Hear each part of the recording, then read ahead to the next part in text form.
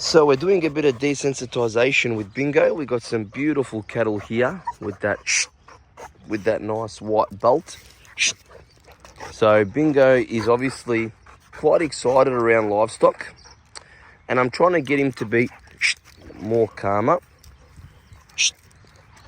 And this cow's actually quite intrigued in Bingo. It looks like this cow wants to come and play with Bingo. She's coming all the way to the fence. She's either intrigued or she's either wanting to defend her herd, because she's all the way at the front and the rest are behind. So I'm not sure. I mean, for all I know, it could be a bull.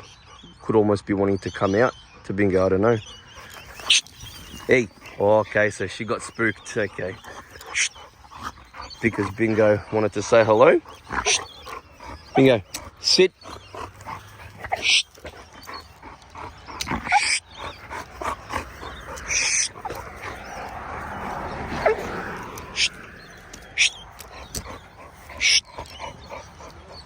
Sit.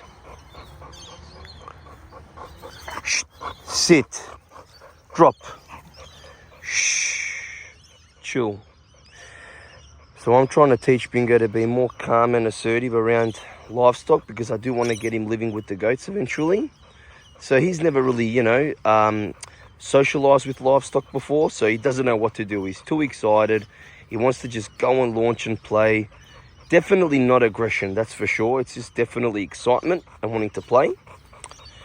So I'm just keeping him at a good distance from the cattle, teaching him distance equals respect, and that he needs to be in a calm and submissive frame of mind when being around other animals. So the cattle are just grazing, relaxing, and Bingo needs to be in a calm, submissive mindset. So he's probably about, 6 or so meters away from the fence.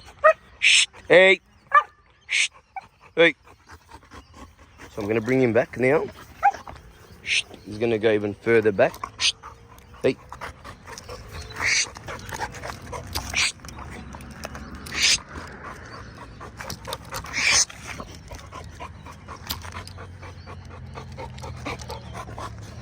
Drop.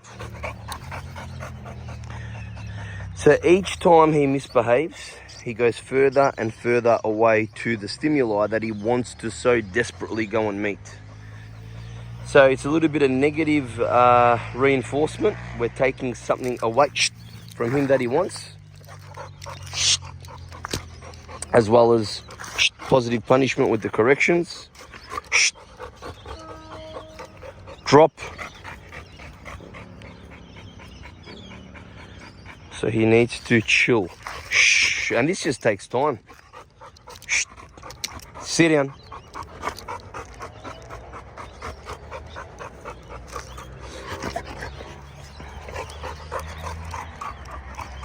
Sit.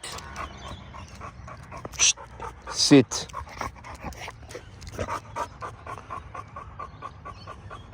Bingo. Sit. Yes. Drop. Good boy. Wait. Wait.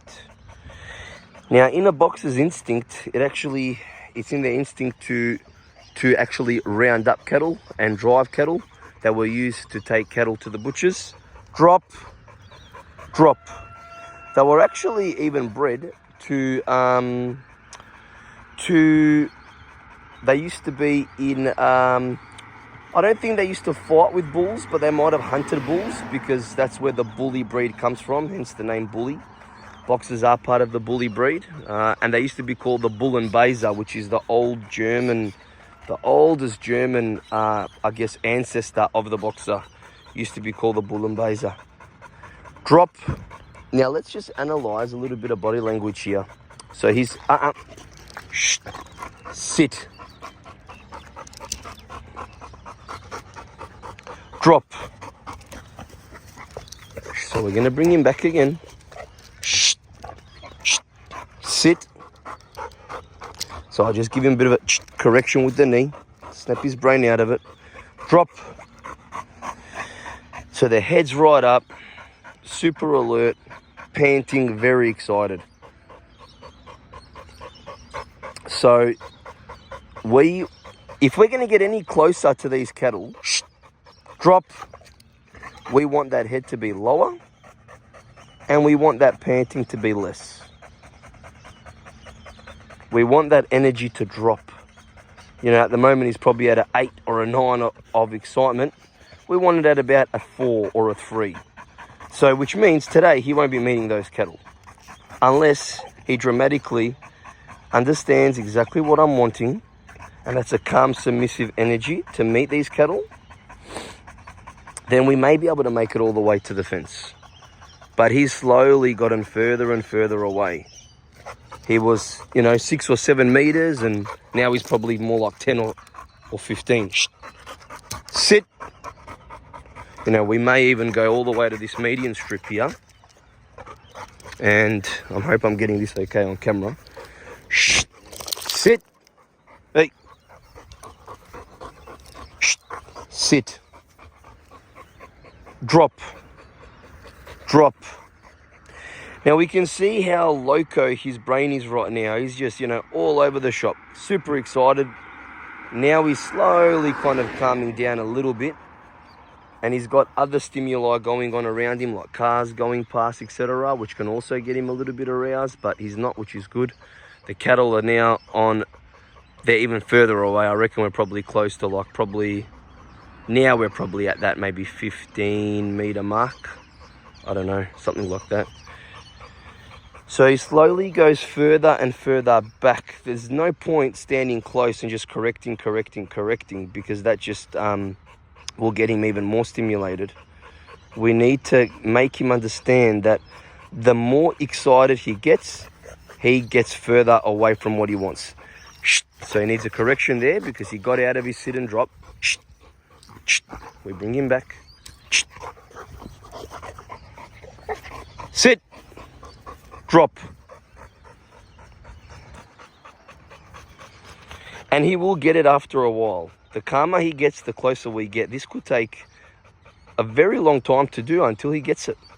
And the more excited the dog is, the longer it's going to take. So it's going to take time. It's going to take time. And it's all about socialization and patience and consistency and not rushing at all for him to meet livestock. It's a very important exercise for Bingo because he will be living with our goats eventually. He's got to learn how to be calm around other animals. Now you can use this, guys, in any instance where you want your dog to be calmer around anything, whether it's people, children, other dogs, cats, whatever it might be. It really helps having the cattle behind that fence so they're not scared, they feel safe, so they don't run away. See, he just got up. He just literally crawled over, so I'll give him a correction. And we bring him back. Sit. Hey, no, come back. Sit. Drop. Wait. He's gone even further back now. I brought him back about probably 2 or 3 meters. He was there, but now he's here. So we're even further away now. But if he was improving, he would have got even closer. Now, you can see how mentally draining this exercise is because he was slowly getting more tired. So it's really good to stimulate their brain with these exercises. Drop. We have to go even further away now. Even further away. So this is definitely negative reinforcement because we are taking away something that he wants, which is to meet the cattle. Now he's not even looking at the cattle. He's looking around at other things because he is so far away. Right? So the better he gets. So what I'm looking from him is not to have that intense focus. So him looking away and looking at other things, that was definitely one tick in his favor.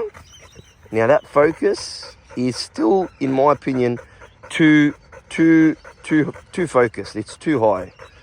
I need that head to drop a little bit, the panting to calm down a little bit.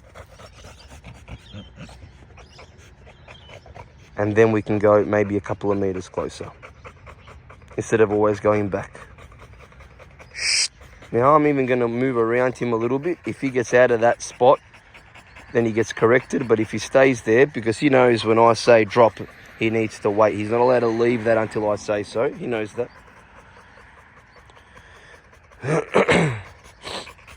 He's looking at other things now, so I like that.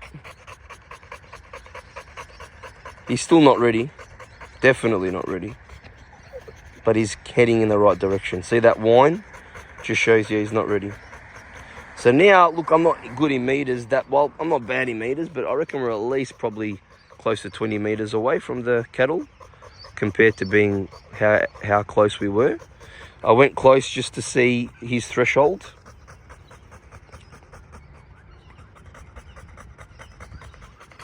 So remember, guys, this exercise is all about patience. So it can take a long time. It might seem boring, but it's actually doing a lot in the dog's brain, as you've probably been able to tell from the beginning of the video till now. So if I give him the free command, I don't want to see him launching closer to the cattle. I want to see him getting up and slowly walking over. So I will give him that free command soon, I would say. Yeah, he's doing better. Okay, that's much better. No launching. The lead is loose, and he's actually still focusing on me because I'm doing some circles. He's still walking on a loose leash. I'm going to turn around and see if he follows. He does. That's good. Even though he was focused, he still was turning. All right, I'm going to get him now to sit and drop. Good boy. So we've just improved. Good boy. Sit, drop. Sneaky bugger, he got a bit forward. Sit, drop. Good boy. Wait. All right, so we've improved it by a couple of meters. A little bit closer now. And we'll just keep on moving forward the calmer he gets. And you know, we might not even get there today, and that's fine. It's all about patience. He's actually more alert about this car in front of us. So that is, that's a good thing. He's not obsessed on the cattle. And I'm not doing this for aggression, guys. I'm just doing this to teach him respect around other excitable stimuli. So aggression's got nothing to do with it. If it was aggression, that would definitely be, you could do this for aggression for sure. But it would definitely take longer, and it's a different kettle of fish. Okay. Not bad at all. Sit. Drop. Good boy. Wait. Now, we don't have the luxury of standing in the middle of the road, so the improvement from here till the other side is very dramatic. Like, we're talking probably 8 meters or something. So he gets a little bit of a wild card there. He gets a bit of a bonus because we can't. Ideally, it would be great if we could stand, you know, get him down maybe there and then a bit further in the middle of the road, but we can't do that. Shh. And you know, this will actually get him more tired as well, which will in turn help him to calm down. Look at the difference in the body language. The head's lower now. The gazes are less intense. He's less tense in his body as well. He's still excited, don't get me wrong. He's not ready, but it's a lot better. Now let's cross the road and go to that side and see. I'm imagining he's going to be a lot more excitable, but it just means we're going to spend a lot more time on that patch there. Bingo. So I'm going to actually say his name to see if he looks at me at all, or if that intense focus will be on the cattle. If he doesn't look at me, he's not going to cross the road. Bingo. Yeah, good boy. Okay, that was good. Okay. Now, even this cross isn't too bad, you see? All right, he's still following. He's still following me. I'm doing a loop. Look, there's excitability there for sure, but not as much as before. We get up on the grass. Okay. Shh. Sit. Sit. So he's not listening. So we bring him back. It's a bit hard to do this with one hand, but we're getting there. Sit. No, he's not listening. So a knee correction, because the least correction isn't doing enough. Drop. That knee connection was enough. Correction, sorry, was enough. Drop. Now look how high that head is compared to over there. Head's higher. We're going to wait for that head to drop. Now, why do we want the head to drop? We want the head to drop because in dog language, head low is respect and submission. Head up is alertness, confidence. We don't want that in this instance. Sometimes you do want your dog to be confident and alert, 100%, but not in this instance. Wait. Okay, he even looked at me in my direction when I said wait, which is fantastic. He is now probably, I don't know, we'll say 6-7 meters away from the cattle. Now, where are the cattle? Looks like they've gone away.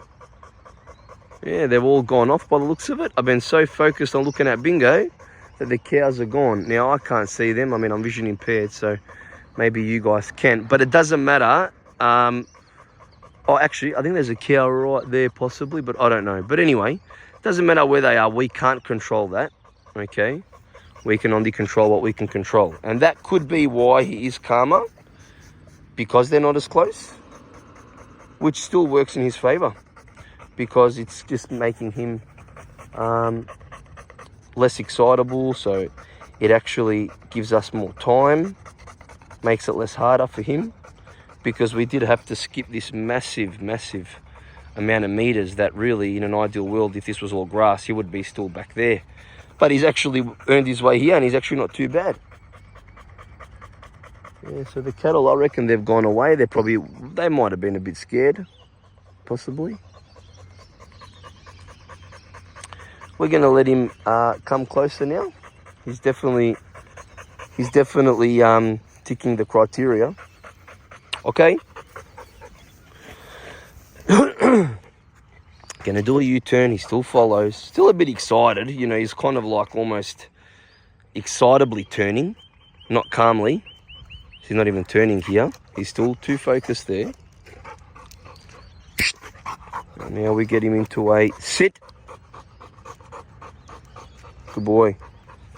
Drop. Good boy. Wait. He's very close to the fence now. Now, if there were cattle standing right there, I think there's no way that he would be here. I would be way too excited. Wait, now, I believe that is a cow there. I've just got to zoom in so I can see. And yes, it is. Fantastic. So that's good. He's still got a cow that he can see. He's got up out of it. Sit. Sit. Drop. Good. Wait. Sorry guys, I was zoomed in too much there. Wait. I was just focusing on him, not on the camera. So like I said, there is a cow right there, and I think there's actually a few cows there. Right, so they're still in visual, distance. You can see him, which is fantastic. Now he's very focused on them, as you can see, but nowhere near as before. Heads up though, heads up. Drop. He just got out of the drop into a sit. We're not going to let him get away with that. We want a proper drop. Drop. That's better. Now, a drop doesn't necessarily mean he's submissive. A lot of dogs crouch down and just launch out of a drop. So we need to make sure it's not like, oh, he's in a drop, you can meet him. No. We want a drop, but we want a submissive, relaxed drop, which he just did there, as you can see. He just adjusted himself. The back legs just kind of went a bit more out to the side. So he's a lot more in a drop now than he was before. He's not crouching anymore. Wait, much better. So he's done really well. I don't know how long this video has been going for, but in the time that we have been doing it, I'm actually pretty happy with how he went. So in my opinion, and this is the first time I've done this and I just winged it today. In my opinion, I think this was a really good idea. So you start off close to see their threshold, too excited, and you slowly start making your way back, until you get a good, comfortable position where they're not too excited, and you slowly make your way back, the better they're going. And the criteria is that more submissive body language, laying down, head low, not panting as heavy, etc. And then you slowly, and you're giving them that reward every time they do well. And then what will happen is their brain will say, okay, the calmer I am, the closer I get to what I want to play with. And that means that, okay, awesome. If I'm calm, I get to play with my friends. And then he'll be calm. They will be calm. Nowhere near ready. If I let him off the lead now, he would probably just burst over to and want to play. He wouldn't hurt him, but he want to play. But he could hurt him unintentionally. They could run away and break a leg or whatever. So it's really important for animals to respect other animals. And in animal language, that's done with energy and body language. Energy needs to be calm. Body language needs to be submissive. And then they can play. So that's the video today, guys. I didn't really plan this. I was just going for a bike ride with Bingo. There's my bike over there, and saw the cattle and thought, let's use this opportunity to do some rehab work with Bingo. And we'll be doing this a lot more at the farm as well until he's ready. Shh. So I'm just correcting that because that whining was getting excited. All right, that's enough for today. Hopefully the cattle will be out tomorrow. We can just rinse and repeat, rinse and repeat. Good boy, Bingo. Well done.